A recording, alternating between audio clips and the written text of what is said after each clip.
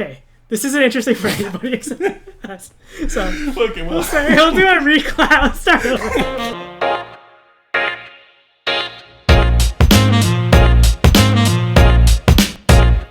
Okay, so this is our second episode, and we thought the first one was just fun to do. We'll keep it going, and we'll try to be consistent if we can. Absolutely. The reason why we have to do this remotely is because there's still a disease vector in my home. There's some people with COVID here, so we're being safe, we're being responsible. Mm-hmm. Yes. That's right. Yeah. Do you know how she got exposed? I think a restaurant. Yeah. Which makes kind of sense. Like, that's where you eat and you're with strangers, so I guess. Like, Yeah. Yeah. I don't know. Yeah, everyone has their own kind of tolerance. You have your mask off and you go there and you put it on and then you go to your table and you take it off again. And then people are walking by, like maybe they cough around you and stuff like that. Yeah, totally. It's a funny thing, the restaurants, but when I was at the hotel, go ahead. I want to hear about the hotel. No, I just think I think like everybody else who has like problems at home or they have symptoms themselves, they go to a hotel to be away from their families. So like they probably do, man. Yeah. So I was there for breakfast, and the guy next to me was like, "Can I get takeout?" Oh my god! And then the server was like, "No, that's not how it works. We only do in dining for plates. We have a plate service. We have a nice breakfast." And the guy's like, "It's free." And then it's like, "Yes, it's free. It's a free plate breakfast." He's like, "Okay, I'll eat it here." So the entire time he's like, he's like eating his breakfast to get this free breakfast, while I'm sitting next to him getting like, "Fuck, this guy obviously has COVID." And he's eating next to me because he doesn't want to be away from his family. And he's just here for the breakfast. And your hotel stay is like the opposite, like you were saying, where a lot of people, when they get infected or exposed, will go to the hotel, but you're trying to get away, so you go to the hotel where they're all staying. Yeah, that makes sense. That's like, awesome, because there's two people with over here. It's like a numbers game theory thing. So That's right. I had to be the one to leave. You should have explained to the people at the hotel that they have to go move into your house and let you have the hotel. You guys all have to leave. Yeah, I go stay with my sister and her fiance. Because you all have COVID. Just in terms of like demanding people, can you imagine like how many fucking crazy people you'd have to deal with if you work at a hotel? Like yeah. I don't know. People from all walks of life have different preferences for living in their own bubbles, but all of a sudden they have to come to you for whatever reason, and you have to deal with that bullshit. Like, yeah, they're gonna temporarily live their disgusting lives in your rooms. Oh man, I bet there's a lot of fucking gross homes all over the place. I bet. And they're exploiting that. And totally, I think like Airbnb has an appearance of maybe being kind of, I don't know, nicer or something like that. At least to me, I associate it, even though I know the reality is probably not the case. I associate it with being like a nicer setup than a hotel, but I bet you there's been some nightmare discoveries, right, at an Airbnb the day after. Yeah, must have. They have the rating system, which I think helps cut back on that kind of stuff.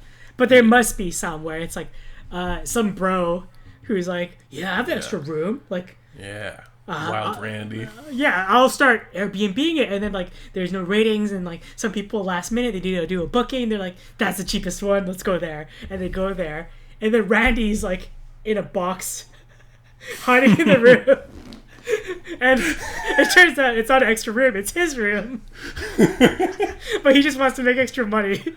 There's a new section of drywall sticking out of the wall that's like enough to fit a man standing up. And there's like some holes.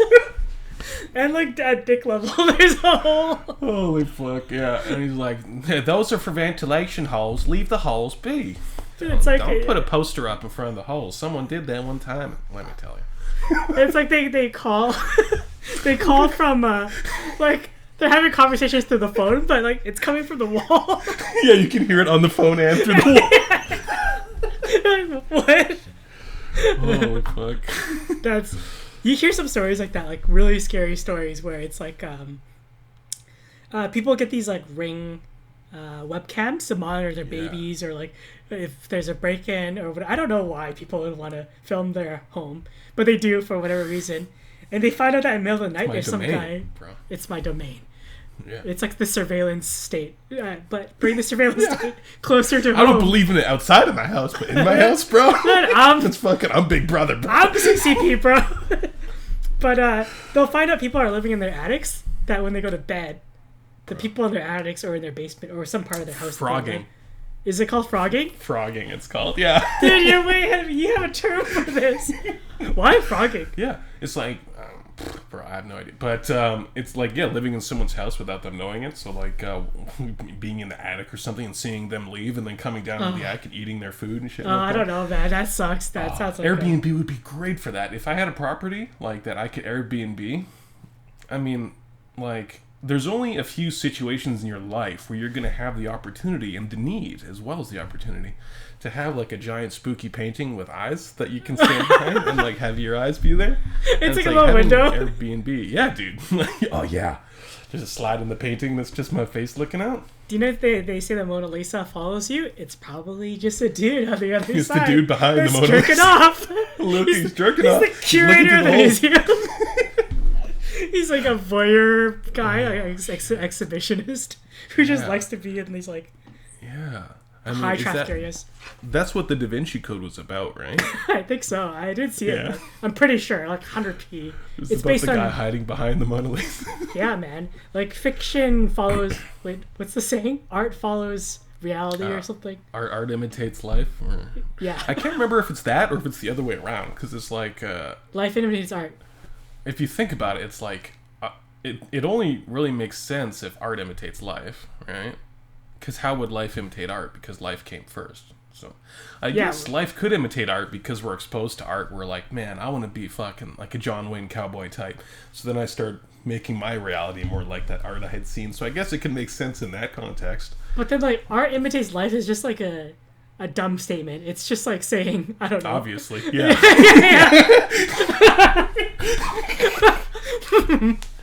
You know, I don't like that saying anymore. Things you just killed it. Yeah, fuck. And you imagine how many like, oh no shit. Like, do you know how many like just like, I don't know. I was just thinking the other day. I think a lot of random stuff. No, I'm not that deep, but like I'm just saying. Stuff's to have, I'm just thinking about thinking. You know, bro. Thinking about thinking, bro. You know, yeah. No. Fuck, where was I? I wish we could cut like. Well, just like have random like black spots in this like podcast where like I just jumble some words like. Like we gotta cut. People gotta think that I have my shit together. I know what I'm talking about, but you're gonna sound like the most articulate man on earth. Like when the edited version is done, it's gonna be like every. But like you're gonna have 8 words. They're gonna be perfect. But the conversation doesn't make any sense. Like it's just like really hard to follow. I don't know what that podcast was about, but that Brendon guy was smart as fuck. That's what I'm going for. I'm the guy that's editing it, right? So it's like I have the power. But yeah, I was just thinking like how much of like our ideas about the world just stems from early on, and I think we were talking about this earlier too. Yeah. But it's just like we'll have like these like preconceived notions, and we won't kind of revisit them. But they'll just build on to so much of our life. It's just like weird sayings like this. We'll just be like, every time something happens, we'll just say this thing like art imitates life, and then that'll just be like our framework or our anchor point of reality. It just this like these like old people were like these like words that like someone in the past has said, but it's just like no, and then we don't take the time to like dig into that. But that's just like a dumb example, but like there's probably so many examples of that where we have like you're conditioned to think like that's what you say in this kind of situation, right? That's the thing to say, you know, like or it happens with jokes too, right? Where it's like I don't know, that's what she said jokes or something like that, where it's like it's not even fucking funny all the time. It's like people just like put it in because they're programmed to. Yeah, exactly. Like in the joke context it's bad enough, but if they're in the context where they're kind of justifying like a critical decision, and they'll just be like, that's just how it is, and then or like in an argument, but then to them they really believe it. But then if you're in a heated argument with someone who thinks that way, they just can't change their I don't know where it's came from, but people have all kind of weird beliefs to be like just based on nothing, right? They'll be like, you're not an alcoholic because that skips a generation, and your father was kind of thing, so you can't be. Right. So you can just drink more. Another terrible example, but yeah, it's just. But people do have these weird, strange beliefs that go unexamined, right? You never take the time to think about something like that expression, art and life. But it's like if you meet someone that just obviously has a different worldview than you, but it's just because you're having a normal conversation, and then all of a sudden you hit a brick wall where you're like, wait, what? Like, like if you start like, if I'm having this conversation and you like lift up like slowly a human leg, and then start butting into it, but the equivalent of that would be like, I don't know, just some weird shit that they say. I don't know, but yeah, we can move on. So what's the verbal equivalent to like lifting a leg up? Like, you know. Just a flat earther. Popular, but yeah, like a flat earther. But I was measuring some skulls and there's something to it. Yeah. I just gotta say, this so and so race. Or something like that. I happened upon a skull of each kind of man, and I filled them all with sand. And let me tell you, bro, one of those skulls held more sand than the other. I have a big sample size. I got about 18, 19 if you. Like the half one I accidentally dropped and it cracked upon procurement. So I filled it halfway because I think it's about exactly half of the skull. So I filled it up and did the math based on that. Yeah. It's all about mathematics, I just got this science, bro. I'm something of an amateur mathematician, something of an autodidact. I'm always learning. They say amateur means for the love of. So, in fact, I'm doing it for the love of it. And those professionals, they're doing it for money. Who would you trust more, bro? Dude, I'm in it for the love of the game. The game. Man, I got nothing to prove measuring these skulls, filling them with sand. I'm not invested in this result. Yeah. Speaking of games, this is a healthy segue away from crazy rambling. Yeah. Let's take all the skulls, we'll dump all the sand out, we'll put those away for now. Yeah, no more skulls. Yeah, we don't know, we haven't measured them, we don't know how their diameter. But yeah, so February, like as far as the games that I'm into, is looking like quite a promising month in terms of some releases. So far it's already released, I think. Yesterday, maybe? No, or on Friday, perhaps? I don't know exactly the date, but I think it's out already. Dying Light 2. Mm-hmm. You ever tried the first Dying Light game? No, it's... I keep getting that confused by Death by Daylight. They're zombie games? Dead by Daylight?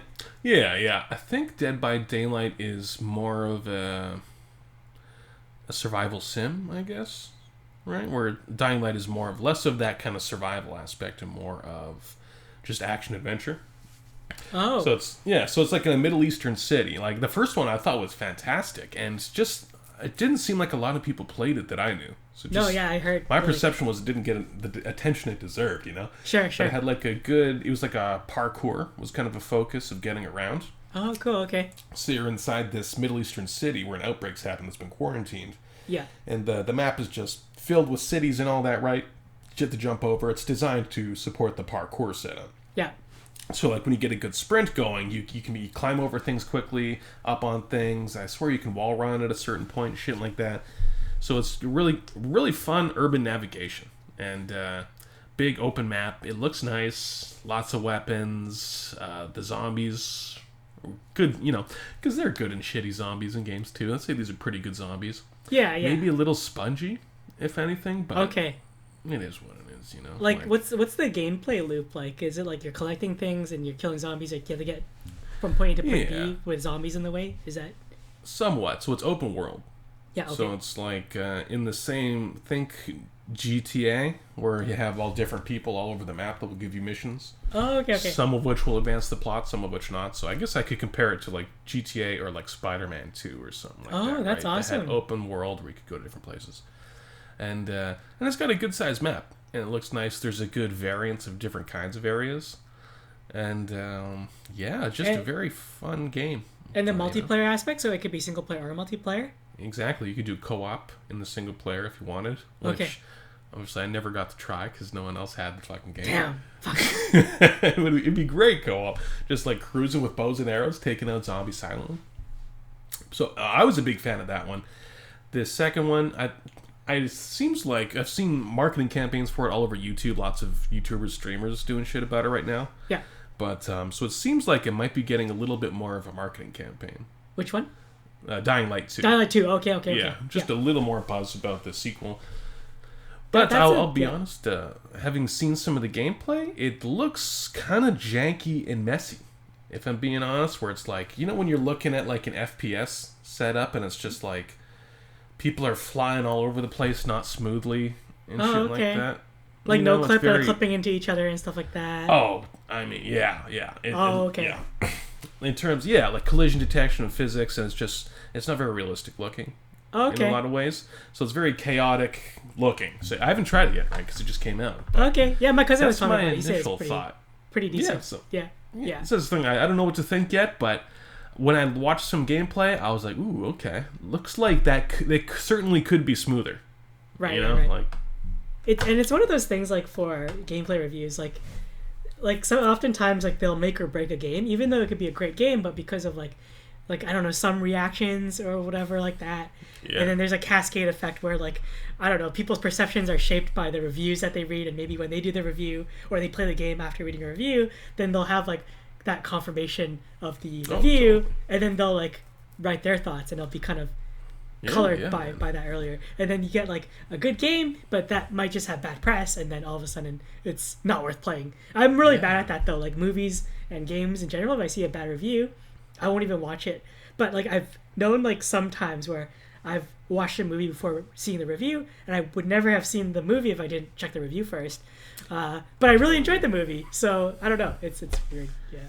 Yeah, and it's because there's definitely the pressure of the consensus, right? When you're doing that kind of thing, where it's like it seems like a lot of people think this. Yeah. Am I wrong if I disagree with what all these people think? But it's subjective, right? Like. And that's people like are into so much different shit. Like I'm not at all into fucking Call of Duty games. Yeah. But people love that shit. But it's like, if they're not bad because I'm not into them. Right. A lot of people are into them. Yeah, and like that you mentioned about like the collision detection and all that kind of stuff. Like, I think there's one neat thing that are coming out in games that the hardware and the processing and the increased like speed of the memory is allowing, and I think that's interaction between the assets of video games. I don't know if you've seen like a really good game where all the systems and the dynamics of the characters in the game, they kind of influence each other. Like I think a really good modern example of that is Halo 5. I don't know if you ever played it. I haven't played Halo 5. No. Okay, but like when the different characters will come out, like little grunts, and there's elites that are bigger characters or enemies. I'm familiar with things like that. The elites will like come out, and then like they'll be fighting, and then the grunts will be like, have you killed them yet? Like yell out in front of them, like in relation to where they are on the map. Or, dude. If you kill one of them, they'll like yell, oh no, they killed them all, and then like, or explosions will cause other explosions. They'll just like the characters in the world will react to each other, and I just think it's so cool. They're doing such a good job of that. Yeah, absolutely, dude. They're becoming more alive. Things, becoming more connected. Like Red Dead 2, good example of that. Like Red Dead 2 is a good example of everything, kind of in a way. Oh yeah, exactly. Yeah, but it's also like a studio worked on it for 8 years with like 600 people and millions of dollars. So it just sounds attainable by most people. Yeah, so expensive to do, like, and so complex to make things like not only interact with the player but with each other. I thought Last of Us 2 did a really good job of that in terms of the enemies. You probably played that one, right? I've watched playthroughs of it, but I haven't actually played it myself. Dude, bro, it's so good. And the thing is, like, I played the first one like on all the difficulties, like over and over again. Love that fucking. What stopped you? You just didn't get around to it? I just never got it. Yeah. I just never picked it up, and then. You should. But one example is like they're all people in this apocalypse, but then it kind of has this like aspect of. I think really good storytelling these days is doing that, where they show you both sides of the equation a bit more. So as you're like kind of mowing down these people with your weapons and things like that, and to you, they're the bad guys. They're out to get you. But as you're kind of mowing down them and their friends, you'll hear conversations of them talking to each other like, oh no, they killed Sally, like, oh no, Ben's dead, oh god, Ben. And then like you see that, and it's just like, wow, it's like a lot more kind of engaging and visceral. So I like that trend, and I hope they do that. I think details like that should absolutely be a thing going forward, man. Totally. So good. Yeah, and I've heard about that too. Yeah, absolutely. And I know early, like, I guess not early on, but Fear. Remember Fear? Yeah, no, that's a good example. You're right. For having like some good details in the AI and behaviors. Yeah, it was like a special AI, whereas actually like it's pretty simple, like, but on the coding end apparently, I saw this like documentary about it. But to the player, it's like the and this you obviously know what this is, but it's just to anybody if they're listening. Of course. It's the enemies will kind of cover each other and things like that. They'll like do strategies where they'll distract you as they kind of sneak around behind, and you don't see that, right? Man. Like it's really neat. Yeah. Yeah, when they'll use tactics, and that's a good way of raising difficulty, I think, as well, in having like mixing up AI tactics and stuff like that, where sometimes you'll see what I might call an artificial difficulty. Yeah. Where an example that was really disappointing to me was the God of War game. Yeah, the most recent one. Yeah, it's outrageous playing that shit on hard mode, and it's like I don't even know what there's any point, because it's like you're not even playing better, you're just being patient, right? Right. And because it's like you can get through that shit just hit dodge, hit dodge, hit dodge, hit dodge, but you're gonna be doing that for like 20 minutes each encounter. Okay. And it's like it's not stimulating or anything like that, like. So it's just like where. Yeah, you do less damage, they do more damage, and that's the only dynamic. And that's all there is to it. Yeah, exactly. Yeah. Okay. Whereas maybe better AI, maybe restrictions on what you can do, maybe even HUD restrictions. I think your Last of Us did that.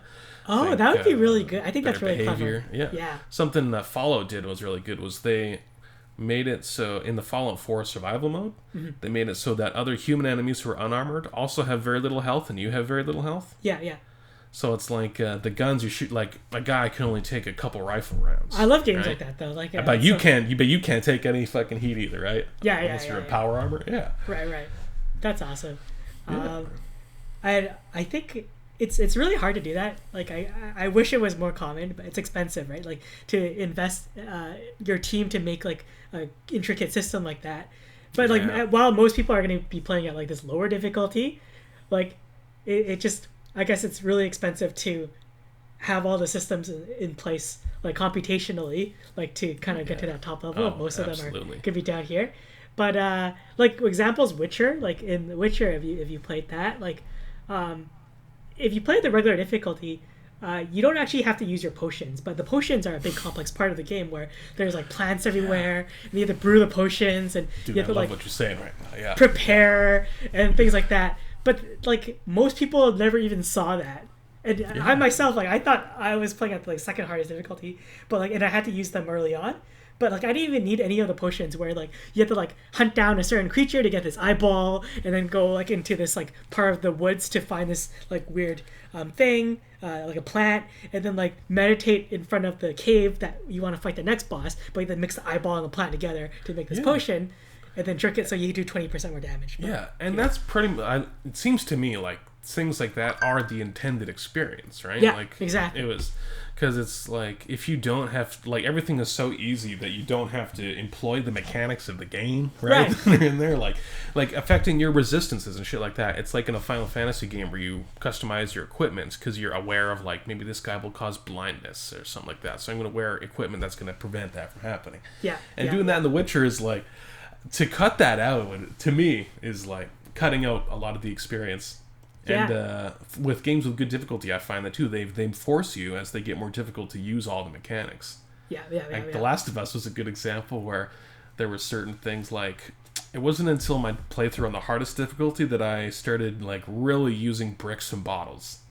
Oh, right, because you don't have bullets. You just yeah. And I discovered that bricks could be used as a melee weapon.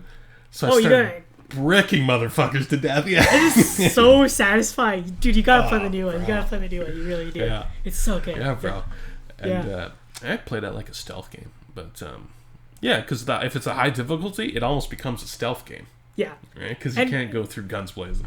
And I don't know if you had this experience, but like you have like a particular way of playing something But then when you see like other people play it and they just like rely on a cheese strategy or something like that, or like they like take advantage of like a broken area of the game, one small system, and they're like, "Ha! I found the way." And I'm like, "No, don't play like this. It's so lame." Yeah. Like trapping the boss in a doorway that he glitches out. Yeah, exactly. You're like, I'm fucking good at this shit, bro. It's like, that's questionable.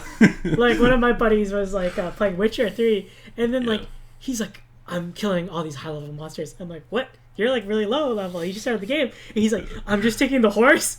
The horse, and then he's just like running back and forth and like and just attacking them. One swinging, it does more damage, but it's like you're not using like any of the magic. You're like not using the movement and like the positioning of your character to like fight these monsters of different like types and stuff. But it's like just one different way of playing. But as like a, where we like to experience the full like area of the game. But it's like there's no way to like tell someone how to play and have fun with their game. How they do it is how they do it. Totally, so bro. It's one of these like kind of like, I don't know, neckbeardy things, I guess, like where it's just like it does seem sometimes like the metagaming almost does spoil the experience at times, right? Where guys are like, okay, well, I'm gonna cheese because that's the most effective way for me to get past this, or like or just totally choosing their class decisions, say in an RPG, based on what they read on Reddit kind of thing, to like maximize. Min-max for me is not appealing in any way. Yeah. Because it's, I don't know, like what is the point? What's the end goal? Like, don't you want to explore and like and see like where you can... You just want to get through having the easiest time possible. But I think on Divinity we need to max min because like we're just getting brutalized on that game. And so, dude, I'm amazed at how we got by with the setups we had. Just like we had really only the one guy who could deal damage. I was trying to min max too, though. Supporting. Honestly, I was doing a bad job of it, dude. Man. Oh fuck. Yeah, I want to play some Divinity, man. Yeah.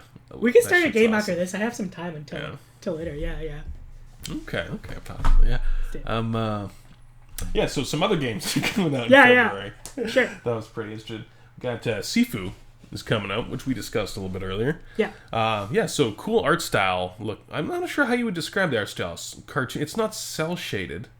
It's but kind the of way of the color sort of reminds me of that sort of look. I guess the nature of the colors and the textures, I suppose. I don't know.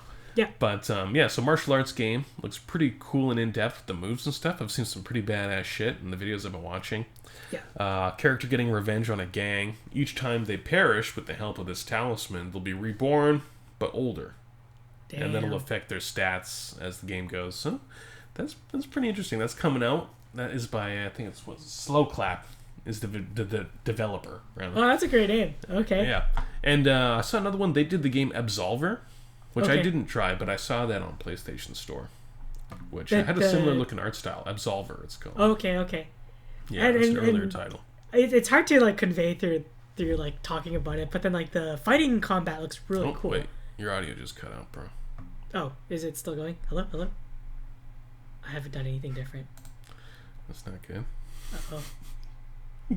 Well, we'll see if I can pause. Oh, okay, you just came back. Okay. Yeah. Oh, damn. And I heard like a chime, like a ding, and then you cut out. Oh, okay. What were we saying? Oh, yeah, I was just saying, like, it's hard to convey this through a conversation, but, like, the gameplay, like, the combat looks really cool. Like, really interesting in terms of, like, it's a martial arts game where it looks really, like, fluid and dynamic, and it's not just, like, kind of like a... I love Tekken, but I give it shit for it's just, like, there's no, like, staggering and stuff like that. Like, they'll kick each other, like, in the face. They don't get tired. They could just keep going and things like that. That's why I really like UFC. Like, I think UFC is a great game because it's probably my favorite fighting game. Like in terms of depth, like what has more depth than that? Yeah. Same. Oh, UFC is so good. It's like where sports games meets fighting games. Yeah, exactly. Where it's not like super realistic. Like Fight Night, the boxing one, I really liked it, but like a lot of the game was like pretty like heavy in the simulation of like you'd have to like work out certain parts of your body and like do bench presses to like have like more power punches or something, or like tricep dips, and then you're just literally like pressing like square and triangle in different ways so the guy can like, do more reps. Like, come on, dude. Yeah. Holy fuck. So Sifu is going to be coming out this month. We'll try that out, and we'll talk about that a little bit in the future. But that's an interesting one. I'm excited. We got Horizon Forbidden West. Yeah. Yeah. Did you play Zero Dawn? I did. I really liked it. Yeah, I liked. nice. I liked the character. I liked the world. It's a really interesting world. And do you want to describe the world for people who don't know? Well, I haven't actually finished it, but I do know something about the world. It's Aloy is she looks just like somebody in an old society, basically, and in this world that's post-apocalypse, like a mechanical apocalypse. She's like an Amish lady in the apocalypse world. Yeah, living like, so humanity has been reduced to the technology level of like tribes, and it's not quite like the Stone Age or the Bronze Age because they're using kind of techie weapons, right? Exactly, yeah. So they have they're able to like salvage some like really advanced technologies around their world, and so it's like right from the get-go we know that there's more to it. Like they're in the like caveman ages, but the world is covered by these like super advanced AI robots that take the place of traditional animals. It's like giant robots that are kind of like, they don't look like animals. Yeah, but they act like animals, but they look like robots. And but they have like complex behaviors and the herds and things like that. And then as you kill them, you can like salvage the armor and build it onto your weapons and things like that. And it's open world. Awesome. Yeah, and there's something to go back to what we were discussing about Dying Light earlier, where I said sometimes the action in the video I had seen looked kind of messy, right? Whereas in Horizon Zero Dawn, something I thought was so great was how smooth and beautiful like all the action looked. Oh yeah, exactly. Right? Animations, like. Oh yeah, so fluid. And that's another one where the interactions between the creatures are really cool. Like if you're kind of fighting in the wild, all of a sudden they start fighting, and then not only that, but like they start taking damage, and then all of a sudden like it's like an alligator that's like really fast, but once you damage someone's legs, it'll start dragging itself on one side of the body. Oh, that's like, great. Yeah. Resident Evil did a really good job with that. I think mutilating the zombies with shots. Yeah. Yeah, I think that's really cool. Like if you played the new Doom Eternal, like chunks of their body and like their ribcage gets exposed, and eventually like these demons are just kind of like shambling skeletons. It's really neat. I haven't played that yet. It's another one I have watched some gameplay of it, just because usually when new shit comes out and like I am not playing it, I'm interested, right? So I'll just check out videos or streamers or whatever. And I watched Kurt play some of that one too, but I didn't see enough that I got to see some of that. But damn, I'm gonna have to try it out now.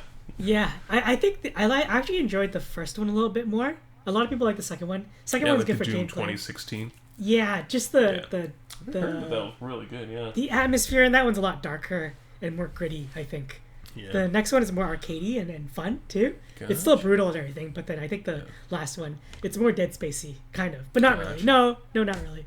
It's still like you have a lot of power and guns. Dead Space is another good one. Dead Space, so good. And there's talk of a remake being made. That's not coming out this month or anything, but but doesn't it seem like it might be a little soon for a remake?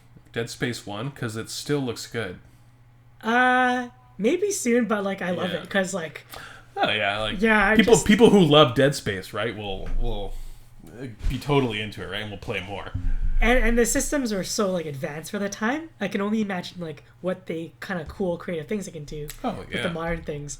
And like the pop-up screens and like Isaac's health on his spine is exactly. That's great. And just like the monsters, like how their limbs you can shoot them off, and then they'll have a different movement way. Yeah. Like, and these are like very. You fight them untraditionally, like as you normally would. Yeah. A horror monster. Yeah. The horror monster is very like body horror. Like I don't know that category of. What's that movie? Totally body horror. Yeah, it's like John Carpenter, or like a David Cronenberg kind of monsters. Yeah, exactly. Yeah, absolutely. And like one of the creepiest ones was like the babies. They're like creepy mutated babies with the umbilical cords that are dragging behind or something like that, and they explode. Yeah, Botchlings, I think. They're so scary. Yeah. Botchlings? I'm not sure. Yeah, that game is so great. That's just an example of where it's like they bit off just the right amount, right? Where it's like they didn't try to make it too ambitious or too long or whatever. Yeah. And so you could cruise through it pretty fast, but it's just like a super well constructed game, you know, just like self-contained. Like Sekiro we discussed as well. It's just like Sekiro. Yeah. But so speaking of some atmosphere in games, the developer of Horizon Zero Dawn is I can't remember. Gotta check my it's Guerrilla Games. Yeah. Who made another game back in the day on consoles? Killzone. Killzone, dude. Killzone. Yeah, Killzone. Yeah. Dude, that was so good when that came out on PlayStation. It was they advertised as the Halo Killer. The Halo Killer. Yeah, exactly. Yeah. I think in terms of effects and stuff, it was better than Halo, right? Like, because it was more of a realistic-looking style than Halo. But I think in terms of gameplay, Halo's got to beat. But, like, the atmosphere and effects of Killzone blew me away at the time. I used to read, like, I subscribed to, like, PlayStation Magazine. And I would get, like, monthly, like, little bits of information as the game would come out. Like, there's one page. And I would, like, reread that shit, like, over and over again because I was so hyped for the game. I totally know that. Yeah. Yeah, and then they're, like, they're so nerdy that they'll, like, talk about the smoke systems. Like, oh, the particle effects are so advanced. And I'm like, I can't wait to see these particles. Just, like, and I'm still kind of like that. But, like, I guess you are. Yeah. But, so, and I do remember there's some controversy when they first revealed the Horizon Forbidden West, because people were saying that Aloy looks fat. Yeah. What? Really? Which Whoa. a pretty funny complaint to have, like, but, I don't know, it was just, I think sometimes the blowbacks in the industry about, like, being too PC or whatever is sometimes justified, but this is a case where it's like, bros, just chill. There's like this like overcorrection, right? Just because like her face is a little rounder, basically. If she's too like sexy and like scantily clad, then it's like misogynistic and like anti like woman or whatever. But if you make her like too muscular and strong looking, then it's like she's not sexy enough. Like you gotta. It's like a fine line. Yeah. Whereas I think they nailed her in the first one, right? That was. I think she looks good in the new one. If time passed, it does make sense to have them look a little bit different if time has passed since the first one. I don't know how long has passed in the game world. And the tech is different, right? So they can like portray more realistic humans. Yeah. So. But that's just, I think that was kind of a minor controversy, but it's something I remember when they first revealed it was that people were complaining about Aloy being too fat. Can you imagine like how awful it is to be like working as like a game developer and then you like work so hard to get all these like this beautiful art and all these system and these things in place, and then like the first thing that people say when they see the trailer, it's like such an amazing trailer, it looks like a movie, they're like, she looks fat, bitch looks fat, like like come on. It's like the people who are saying that probably would want Aloy to look like she's wearing makeup, but why would she be wearing makeup, right? Make no sense. Like I think that's why like we get such weirdness on the internet sometimes when like creators create something and then you have like someone post like, okay, this is like, I'm not a YouTuber by any stretch of the means, but I have one YouTube video that I made about my camera, as you know, and then like I'm starting to get like responses and messages, and some of them are like, oh, I got this camera because of you, and it like feels really good. But there's some people where they're like, oh man, like you're wrong, like I just want to tell everybody that like you should get this other camera because it's way better and these are the reasons why. And then it's like this one paragraph that like breaks down your entire video or opposes your entire video, and like I shouldn't care, but I'm like, man, like you make a video. Exactly. Like you just wrote a few sentences like poo-pooing like all my thoughts and ideas, and then like I felt that part where like it was late at night, I was like tired and grumpy, I like was gonna like write this huge message back, like, and I'm like, wait, don't do it. No, like this is dumb. So I just woke up in the morning and I'm just like wrote a like response like, thanks for watching my video, good points, like thanks for spurring the discussion, and that's it. Dude, that's the perfect response, man. I'm proud of that response. Thanks, dude. But I could totally feel why like people get so defensive, and that's how like I could feel like, for example, like we talked quickly about Joe Rogan, like how he could put something out and then like so much haters. The magnitude of his haters are probably so much more like vile than our haters. And if you don't like Joe Rogan, it could be someone else. Like for example, Oh yeah, it could feel like anytime someone you don't like is in. I mean, that's not to say these people don't like you, right? Or in the comments. But it's like, I don't know, like the psychology of like leaving YouTube comments and stuff like that is. I feel absolutely no compulsion at all to like comment on a YouTube video, because if I really have a thought, I'll tell you about it, or I'll tell my buddies around it. So I have a theory that it must be people who have no outlets for their thoughts, right? Or maybe are just, I don't know, don't feel comfortable being honest with people or something like honest even with their friends and stuff. So they go onto YouTube, whatever, and just say the most satisfying shit to them, like internally. I guess like the idea is just like these guys that have so much anger is it's Yeah. usually males. Like 70% of the people on YouTube are guys. Yeah, So it's like yeah. mostly dudes. So it's not like a stereotype. And then it's probably like a lot of angry dudes that don't have friends. Like Yeah, exactly. There's no one for them to say these things to, right?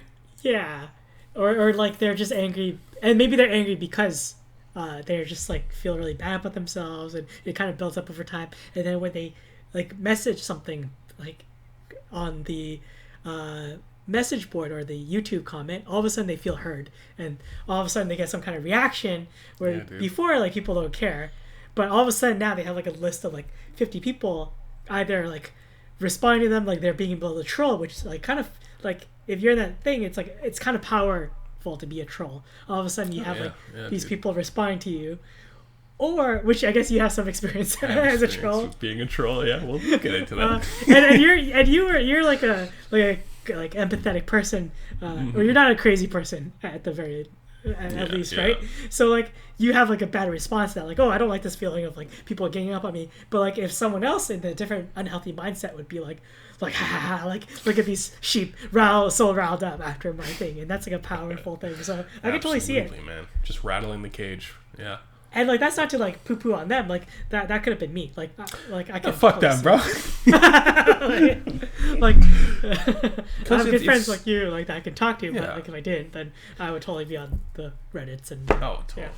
But like being like negative like that is an unhealthy outlet, right, for people, because it feels cathartic and like it feels good, like to sometimes, right, to like it makes it's so for everybody, it makes you feel good to like position yourself above somebody. So even some guy like commenting on your camera video is like, man, this guy doesn't know cameras. I fucking know cameras. yeah, okay? exactly, yeah.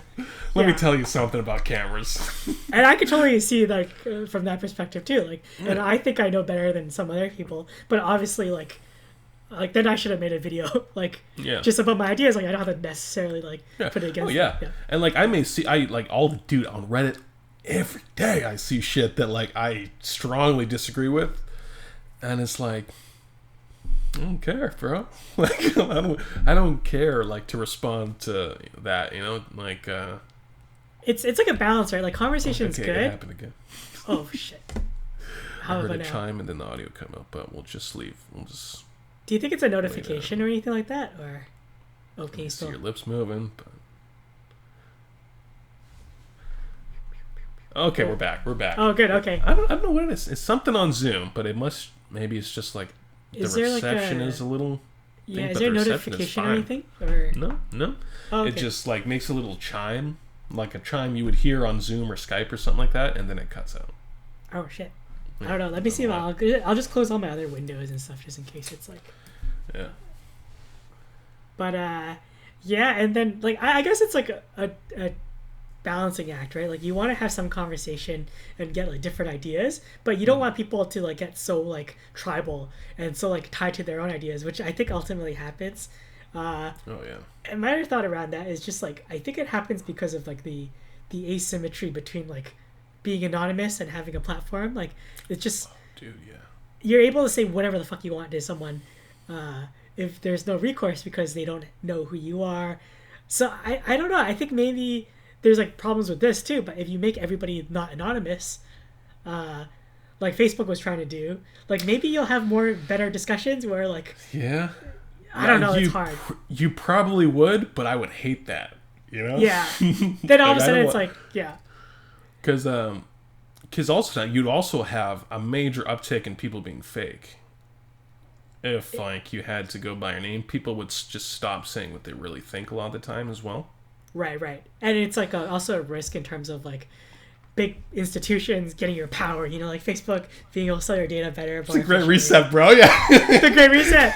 Oh, should I bring that up and I could try to tell you about that? If we could take a pause from games in case, I don't know, some non-gamers are here. We can talk about some fun conspiracy news instead. Yeah. So what have you heard about like the idea around that? And I'll tell you what I've heard and how I see it. It's really around, like, I guess, a reshaping or a shifting of the way things can operate in, like, power systems where, like, big tech, probably going forward, will have much more of control over the life of the individual kind of thing. Because we're at a point where big tech, like, can tell the government what to do now. And, like, so they'll powerful, do it for right? them. Yeah. It's like such a big part of the economy that it's like driving the GDP, driving the stock market. Yeah. And it's like, that's a very simplified kind of thing. But yeah, I think like corporate power growing immensely over the individual, as well as government power too. Government and corporation, I think, just really expanding their power sort of thing. Because you think of in Canada, like we're seeing, there's talk about speech. Speech has been a big thing in Canada, what you can and can't say. Yeah. And it's like, man, that's not the government's job. Right. I think. So it's I guess that's like, I think that's the over idea, right? Like where it's like the power is like getting more and more centralized away from us normal people.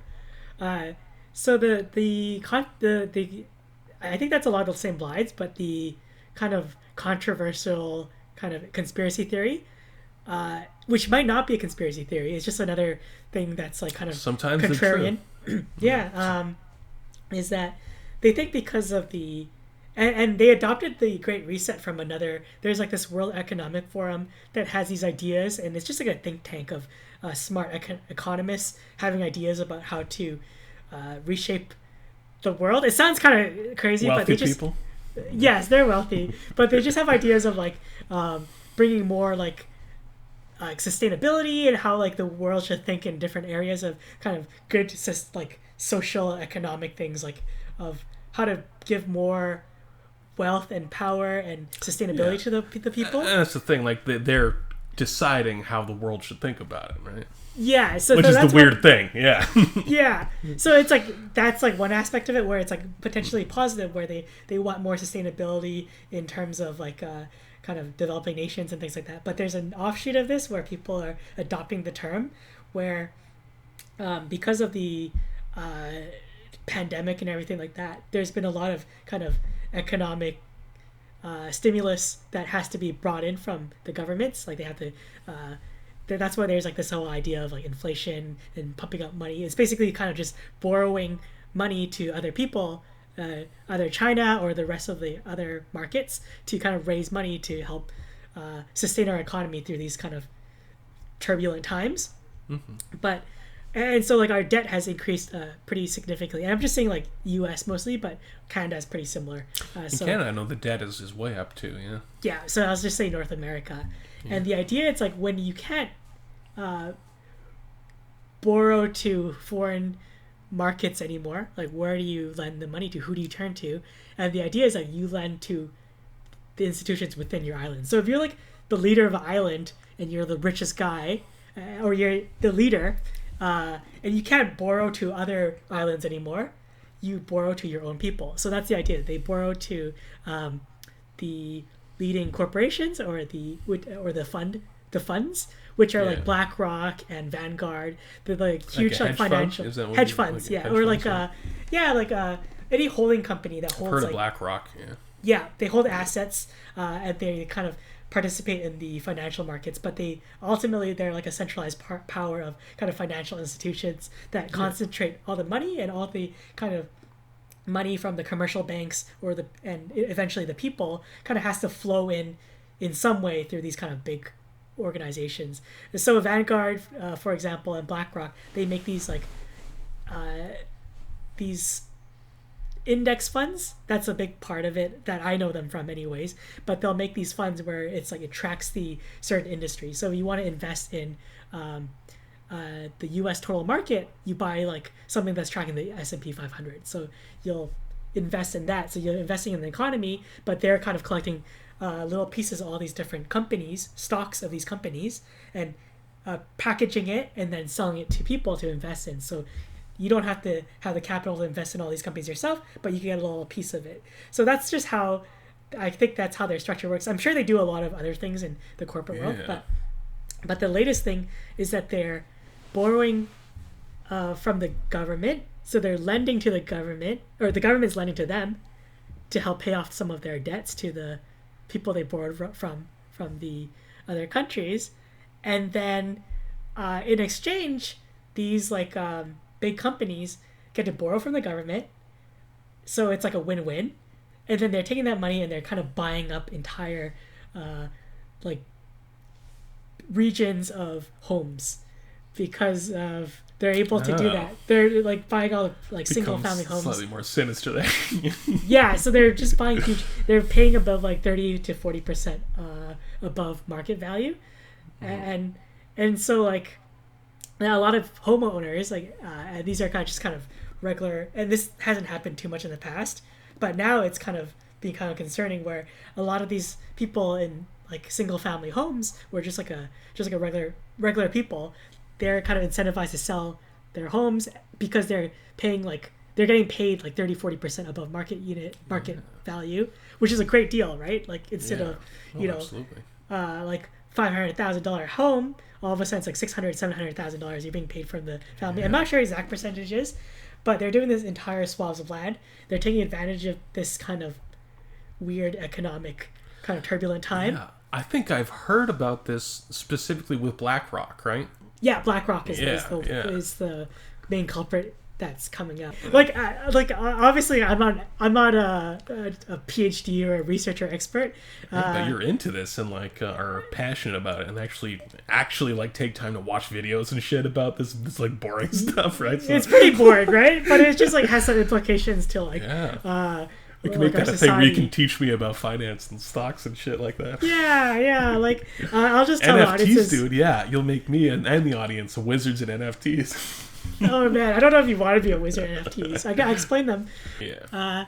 But I'll just like say a bit about my background, so like I don't just seem like just some random internet pro. So he's not like me. I have a business degree. I worked at a pretty big corporation for 6 years as a consultant for companies implementing ERP systems, which are kind of enterprise resource planning systems, things that make people be able to do their jobs. So like different areas of a business like HR and finance and manufacturing, they all have systems, like the programs they use and stuff. And those systems have to talk to each other. So like if you sell something on your POS machine, it has to roll up somehow to your inventory and your supply chain, and that has to roll up to like reporting, and that has to roll up to people don't HR. realize how much that can cost too. You can pay like hundreds of thousands of dollars or millions even, right? Millions, for that kind of infrastructure. Yeah, so like the projects that I was on ranged from $2 million to $30 million. Like it's a crazy amounts of money to go into that, because like you're not only updating a process or a system for like a few people, you're doing it for tens of thousands of people, because everybody's affected by how they operate and use these systems, and providing support as well, right? Like you become the IT guys at that point. For a while, I suppose, right? For usually hand off back to their team, IT team. Yeah. But for while it's going live and everything like that, you kind of, that's a package too, like a support package that you can also sell. So it's like this world of like corporate software and stuff like that. There's just so much money that goes into it. It's kind of it's a tough thing to like. It's kind of abstract and people don't think about it unless they've seen it, right? Like people who work in a store like can understand things like how the POS connects to the inventory systems that are used in like the stock computers and shit like that. Yeah. So it's like things of that nature, right? Yeah, like infrastructure for the business to operate digitally. Yeah. But so I'm not a finance person or like an economist, but I like have some exposure to businessy things, and like I would say like I'm actually on the very low end of liking businessy stuff, because like I actually like really don't like kind of strict management and business news and things like that. Like I find it really boring personally. Like some people like love watching like news and tech today, and they'll see like who acquired who and like what the balance sheets of like these new companies look like, and like who acquired who today, Brendon. And it's like I find that shit so boring. But like I like these stories where it has like maybe some implications to like society and how we behave with one another. So so the idea is that like these companies are buying up entire swaths of land and property so that they can package these kind of into investment investment assets that other countries can buy. So other countries can buy. Or other people can buy. Yeah. So if you want a housing parcel of townhouses, for example, or something like that. Yeah, and the rents and the rental income that you can get from that. So you can't really sell the land because there's so much laws and regulations around that to foreign properties. But if it's kind of packaged in this way, in this kind of financial instrument. Okay, so it's like the royalties to the real estate almost. Yeah, in a way. Yeah. And you're buying a way to secure some of that transaction, kind of.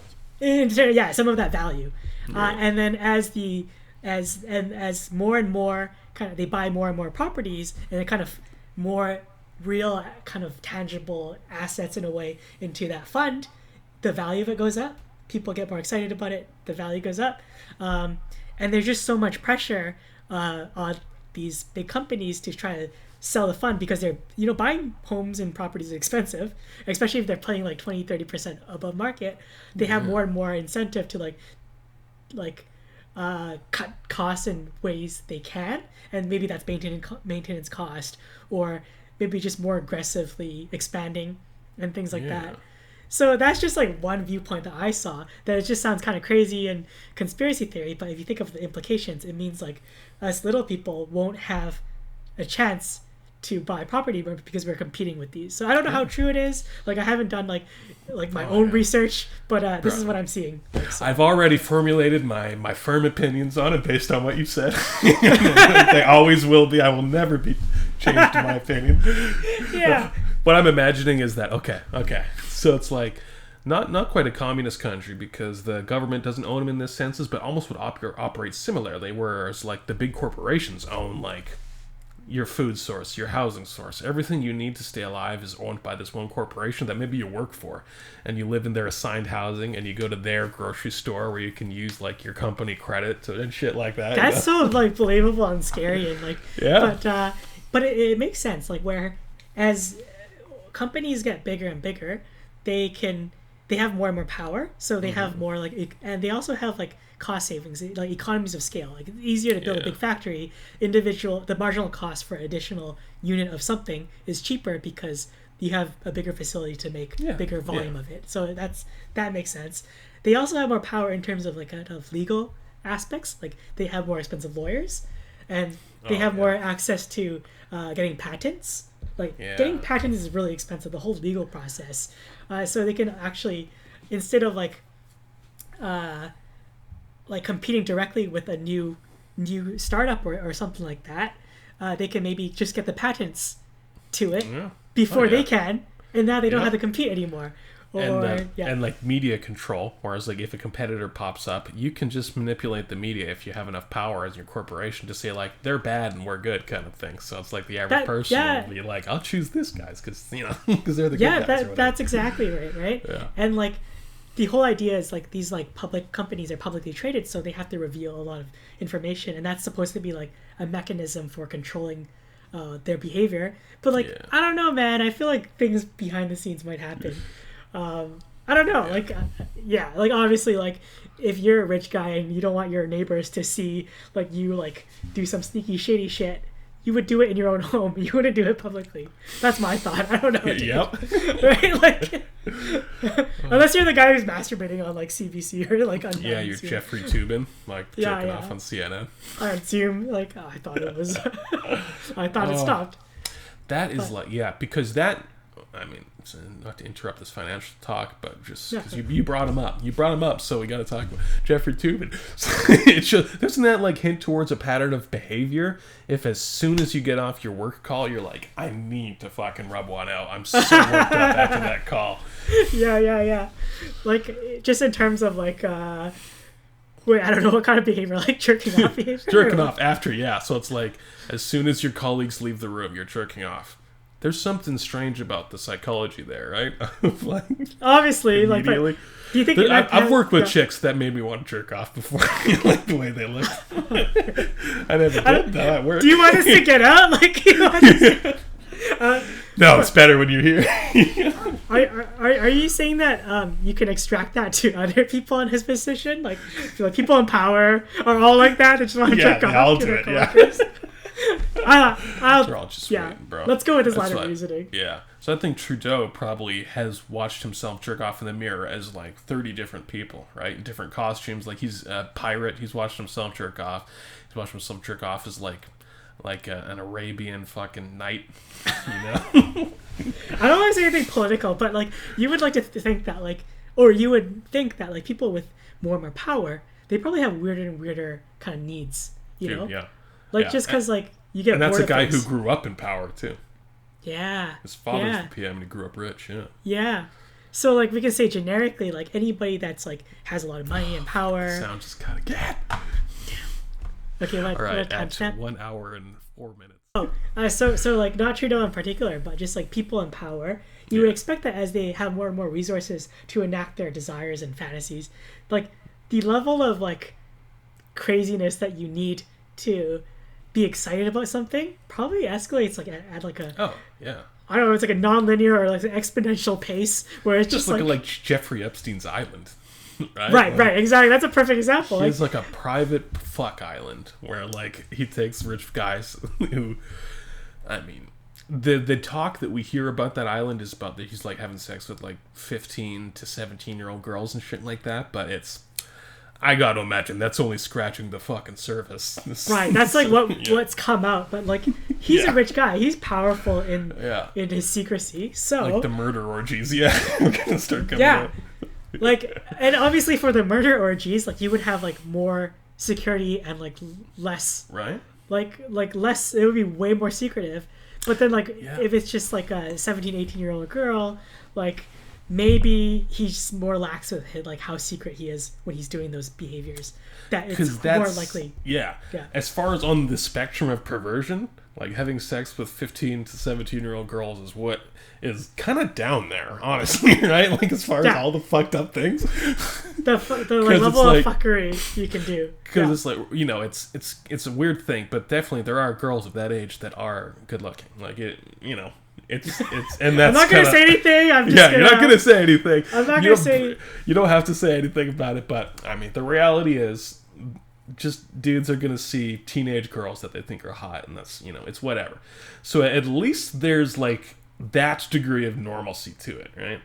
But like just like kind of like along the same I think ideas. It's like younger people are looking older, and I saw like an interesting explanation for this, and it was just saying like how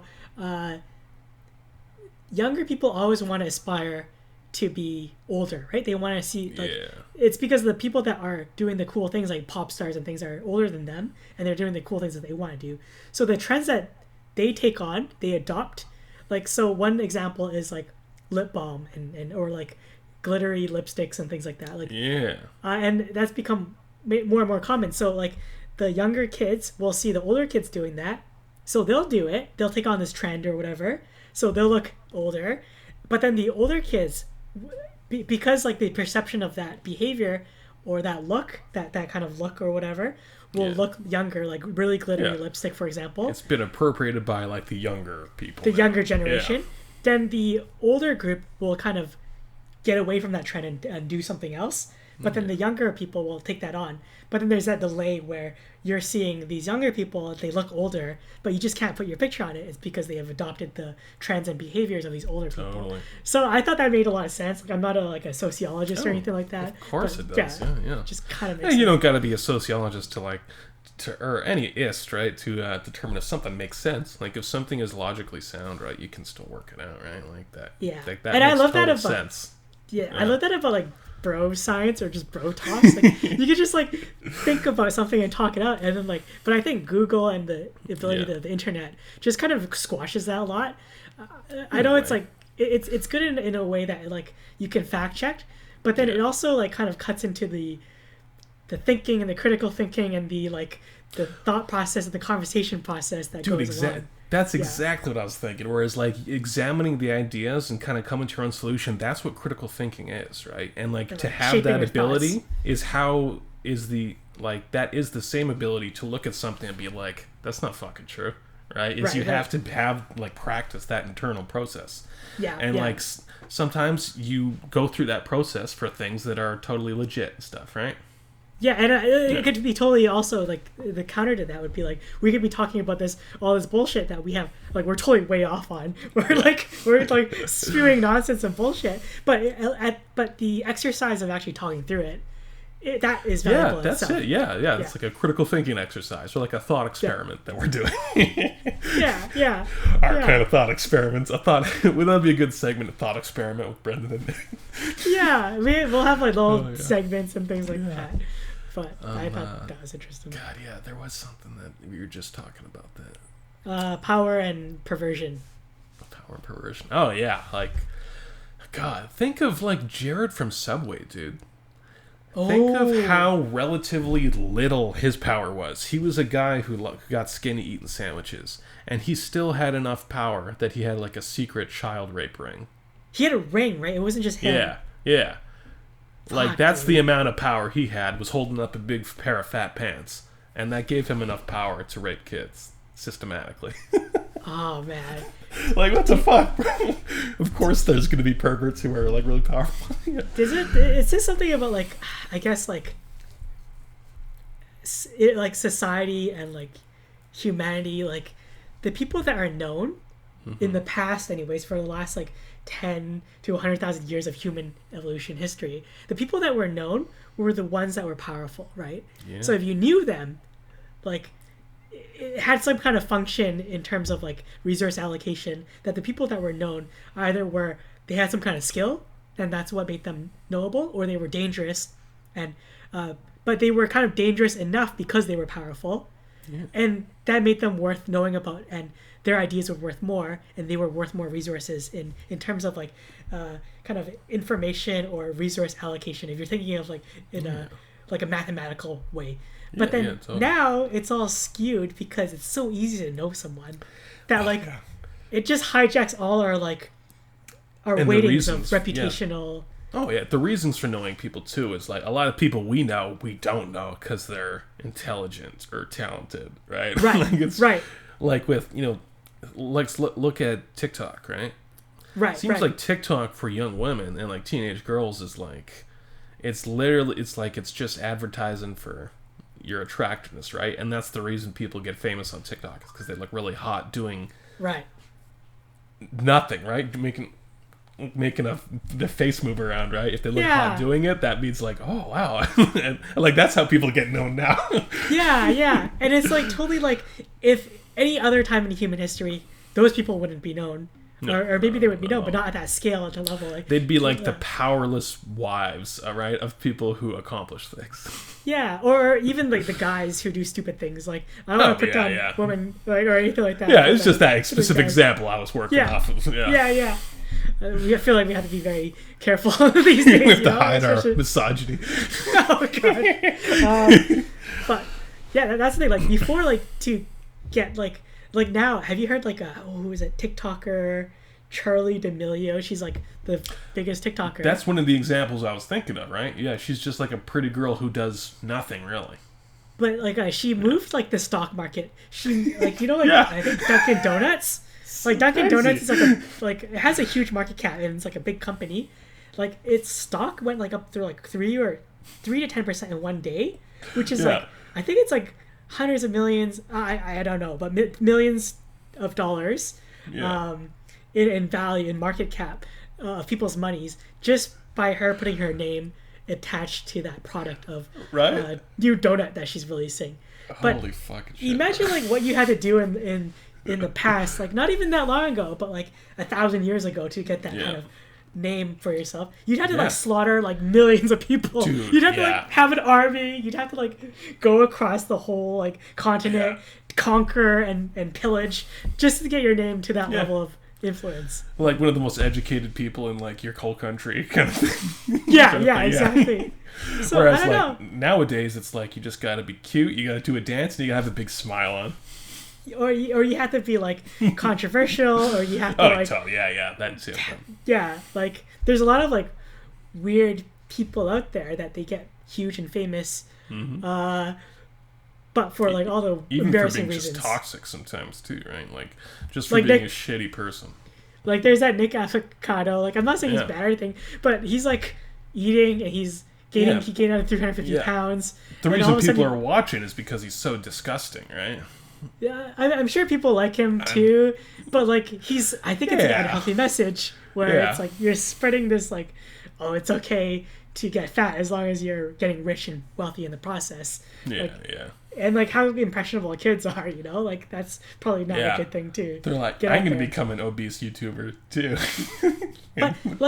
But to be fair, like he has like a $3.5 million penthouse in Las Vegas. Oh, I know he does. Yeah, yeah. Like, come on! Like, I don't know. I don't know what to believe anymore. Is the juice worth the squeeze? I guess is the question. And like, what are we? Yeah, like for the rest of his life too, though. Like he's never gonna be taken seriously by anybody, probably. But like, why do you need to be taken seriously if you have tens of, if not hundreds of millions of dollars? Like, You're right. You don't. Right? Come on. Oh, I don't know, man. He could take a fucking stack of hundreds and just throw it in my face, and you know what I would do? You would take that. I would take the hundreds. And then you would get my contact information so you could be my friend. Yeah. So that you could get more hundreds thrown at you, you know? Yeah. I'll eat like 20,000 calories of McDonald's with you, bro. I'll tell him. Yeah, man. So like, I don't know. I think like this is just one example of it, but there's just so many different weird ways that like I think our technology is growing way faster than we're capable of handling. Yeah. Oh, dude. Yeah.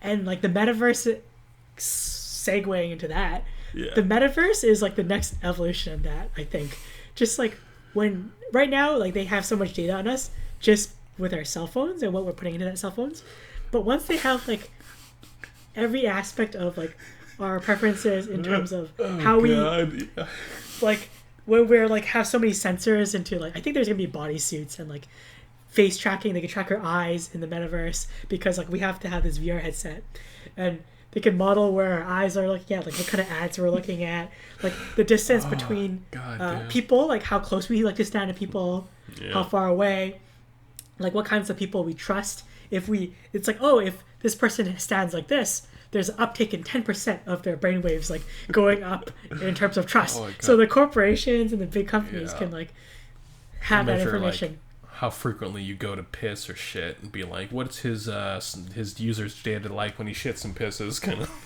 Yeah, and then they could tie that to your food preferences. And it's like, oh, this person's eating a lot of this, and like maybe because of this, and then also like with the whole genetics thing going on, where like you can sell your data for 23andMe Ancestry, which I've done. Yeah. But like, imagine if they sell that data to like. Yeah, so they now own like your genome, right? Yeah, they can sell that to Facebook Metaverse. Now they have like all your sensor information. They have your DNA. They have your shitting habits.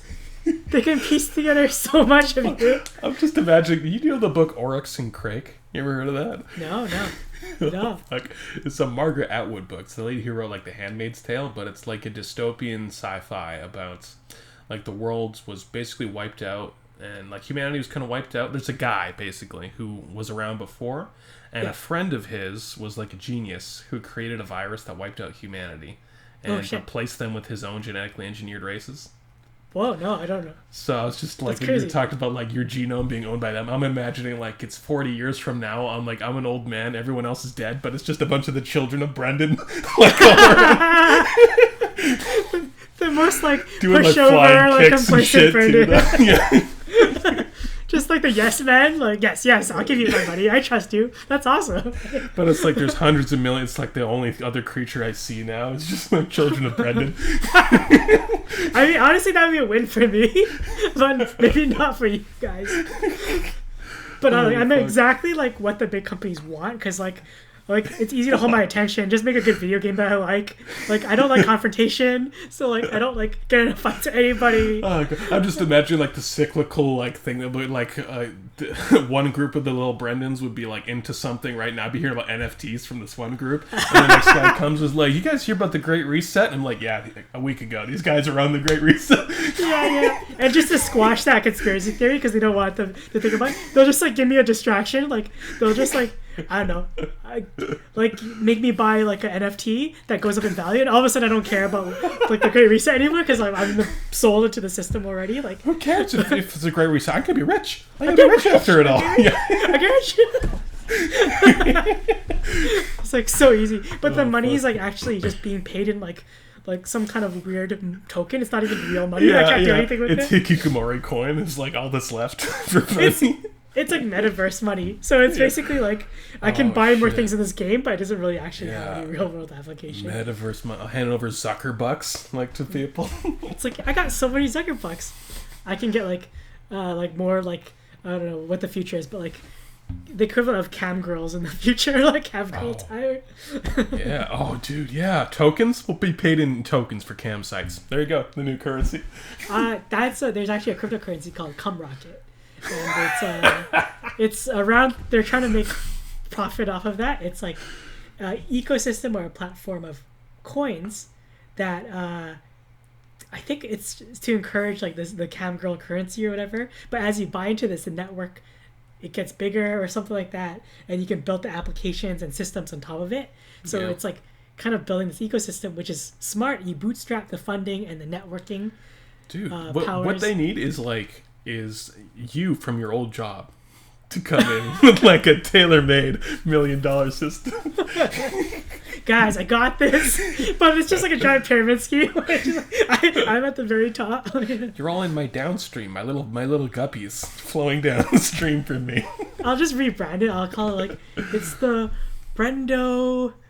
What's it? The Brendo. I don't know. What's another shape for a triangle? Make it like it's like a Mayan. It's like a Chichen Itza Mayan pyramid kind of thing. It's like this is not a pyramid. This is how the shape looks. Yeah. Do you guys even know what pyramids are? Seems like you're not in a position to be scrutinizing my program if you don't get that. This is not a pyramid. I'll make a new religion. Like I'll just be like, this will be like my like greetings, brother. Greetings, brother. I'll make a whole ranking system. You have like a hand symbol that's a pyramid. It's like, but also Angela Merkel does this. Chancellor of Germany. This is where she always did this, and I'm just like, oh, she did this. Oh, you did the inverse. I'll do the inverse. I'll do the steeple. You're just on an interview. You're just doing this the whole time. Sometimes it's over your face when you're talking. You're on Mad Money. This is actually like a what is it called? It's like a body language or something, right? Power pose. They actually teach us in like body language courses. Like a fucking anime character. Right. It's just like instead of like crossing your arms or putting them behind you or something like that, they teach you to talk to tent your fingers. I went to my finger tenting class. And then you see like Obama. Have you ever seen him speak? Fuck. Like he's known as like the greatest orator of the time. Instead of pointing because people don't like being pointed at, he does this. I don't know. Yeah, Bill Clinton did that all the time too. Yeah, there's like all these like little sneak tricks. Like, dude, like for manipulating the psychology of fucking like insects, right? it's like how people are viewed.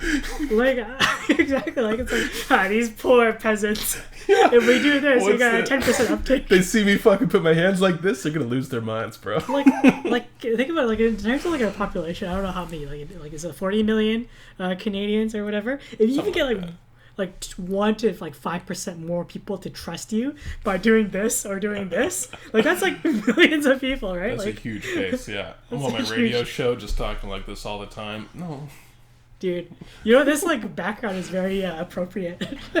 Oh yeah, dude, I'm getting total like fucking. It's just like this is your space, your Discovery Channel special, like the Cosmos with Brendon. Welcome. Billions and billions of stars. Invest in Cumrocket. Yeah, it's supposed to be about science, but you keep slipping in. I was like, what is science? You see it on the news. Have you done the science yourself? No. You can't trust them, but you can trust me. Holy fuck. And all these corrupt people out there in society, you know what they use? They use money, guys. They use dollars. But not Cumrocket. Cumrocket's outside of this whole system. You need to escape the cycle and put all of your money. Yeah. Every dollar you have. Who controls the money? The big corporations, The banks do. Who the banks do? Who controls the corporations? The banks do. Like, the corporations do. But Come Rocket is totally out. It's decentralized, except for me, that you can trust. We'll be in control. You and me in control. I honestly think that's actually like not too far from the truth. Like, like with a lot of cryptocurrencies, guys who get into it, like the whole. I think there's like actually some like legit applications of it, but like because there's so much opportunity and it's so easy to, there's like so many scams, and then people conflate the two, which is like bad for the entire area. But and because it's a new sector, right? It's not like policed in the same way. Exactly. Yeah. So it's like the Wild West of like the early internet days. We could talk about that next time, but we're gonna come back to that. We gotta finish some of these new games that are coming out in February. Oh sure, okay, yeah, we'll talk about the games. We're like very proud of the people right now. Oh, I know, bro, I love it. So just a couple more to get through here. Warhammer Total War 3, bitch. It's coming out this month. So they're gonna add the rest of the game world. They're gonna add like 4 different forces of chaos for the 4 different chaos gods. That's amazing. They're adding like the Ogre Kingdoms. They're adding Cathay, which is the Warhammer Fantasy China. The Asian dudes, where it's like the lady turns into a fucking dragon. That's so cool. And it's like, those dragons, when you see those in the street, it's actually like 12 guys under there. What? Yeah, the parade, there's like 12 guys inside that dragon. You're full of shit, man. Everyone knows dragons are ancient and venerated. And they only come out on those times because that's the only time that, they can't handle that many people being around them. They're very, very, like, isolated creatures. Yeah. It's just bad for them to be outside. So I think you're full of shit. Yeah. You're right. You're right, Brendon.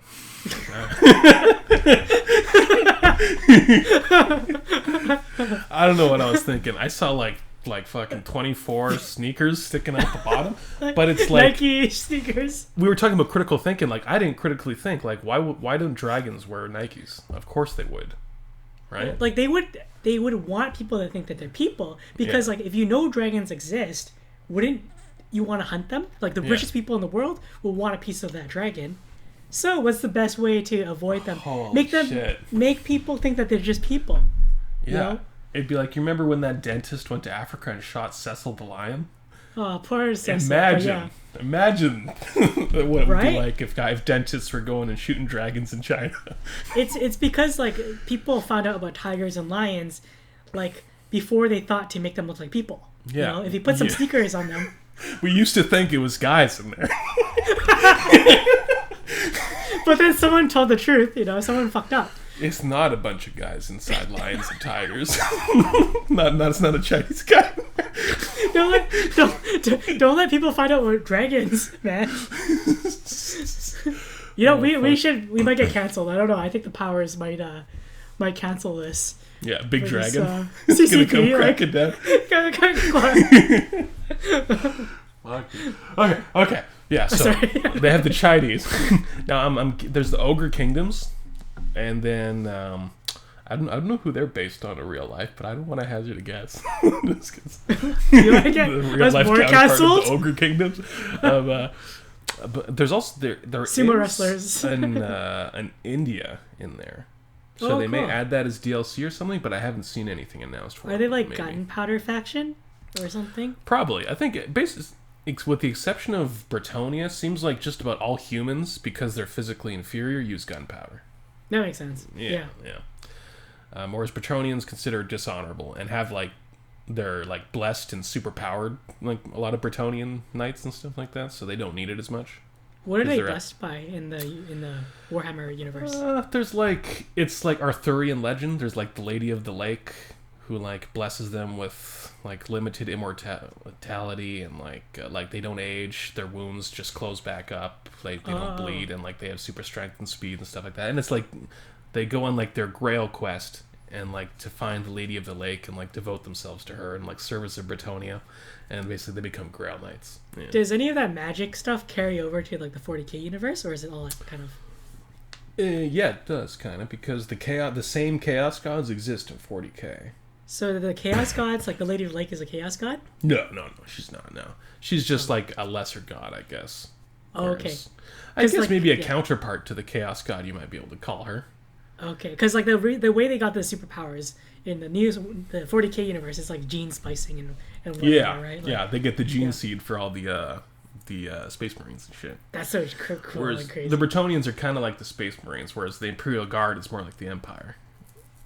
Okay. Yeah. Squishier guys. Yeah, exactly. Whereas Bretonians, they don't need the gunpowder. Yeah. So how would you? Out. So for people that don't know the 40K universe, like how would you sell it? The Warhammer universe, right? Just the Warhammer universe in general. Like if I'm like, why should I care about Warhammer universe? Like, how would you sell it in like a few seconds? I would say in a few seconds, if you're into, for fantasy, if you're into fantasy, but you just want it dark, Lord of the Rings, all that shit maybe is too cheerful for you. Yeah. You want dark, gritty, violent Warhammer. Yeah, and that's why that's a great summary. Yeah. Whereas like I think they described it as grim dark. It was like how they describe Warhammer 40K. Yeah. It's like everybody's bad guys, no one lives a happy life kind of thing. I think these are really good in that they kind of show like it's kind of like a thought experiment in a way, or it's just like it lets you think of the extremes of the human condition. It sounds like woo woo, but it's just like it's more realistic in that like if you were in that situation, like you wouldn't be like always like a good person. Like no. It's like most people have conflicts when like they want to,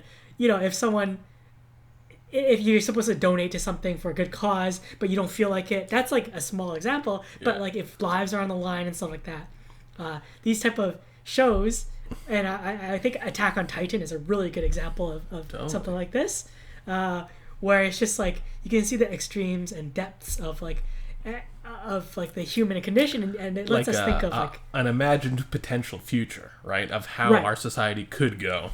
Right. And then like it helps you weigh your like thoughts and morality in reference to yourself, but also if you are in that situation, how they weigh their value system in relation to the others around in their world. So it kind of lets your imagination. So I think like a lot of people don't like sci-fi. They poo-poo it because it's like, oh, it's not real, it's make-believe anyway. Yeah. But I think the real value of sci-fi and fantasy, it lets us make little simulations in our mind of other imagined worlds that have kind of different weightings and different ways of being that help us kind of learn more about how we would behave in our current structure. I don't know. Yeah, because if things like all the things that support our lifestyle was completely changed, we would live differently and think differently, right? Exactly. And like in the 40K, humanity is like there's no value placed on human life. They literally like they sacrifice like 1,000 psychics a day, right, to keep the emperor going. Yeah. Something like that. So it's like they engage in human sacrifice to like a better end for humanity, because humanity will just be wiped out if they don't resort to this like animalistic machine like way, right?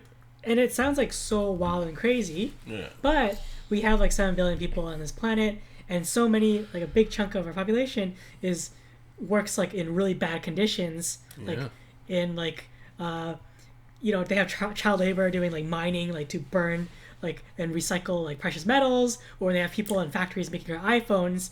They're doing that like pygmies farming that shit down in Africa. Is to it? make phones. I don't think like, really? Like pygmies, are used as like I had no clue. To mine, But I mean like shit like that, right? Just so that we can get smartphones and talk on these devices that we're using right now. Oh yeah. But so like we have like just 7 billion people, and we're still having a lot of people suffer so that we can get iPhones and enjoy the stuff that we have, like even our clothes and things like that. It's made by people in other places in worse conditions. But imagine there is like 40 billion people or hundreds of billion people, like which in Warhammer 40K it is like they've expanded out into space. Yeah, billions and billions and billions of humans. Yeah, like life is common, and it's not precious in that world. It's not precious anymore. And then like the one things that are precious are like the constructs of like maybe it's corporations, like it's like idea, right? It's like a social construct that like it could be religion. Religion in the past was the main driver, and maybe the next one is corporations. Like it'll be like in The Expanse, right? How they live on like the pure, clean ship kind of thing. Right. And I imagine like in a situation like that corporation probably manages just about all of your life, right? Yeah, and that's like they have the most power. They know the most about the people. Yeah. You know, I don't think it sounds like really crazy and out there, but like I don't know if you see like how fast like society's moved in the last like, generation. Yeah. I think that the internet is just faster and faster. I don't know. Yeah. And the internet will start to influence our reality, right? Like it's like a feedback loop, right? Yeah, totally. Damn. Well, you want to call it there for this week, bro? Yeah, I think we had a lot of topics, some good conversation. Totally. Hopefully people find it interesting. But yeah. Fuck yeah. Awesome. Okay, all right. Take care, man. I'll stop the recording.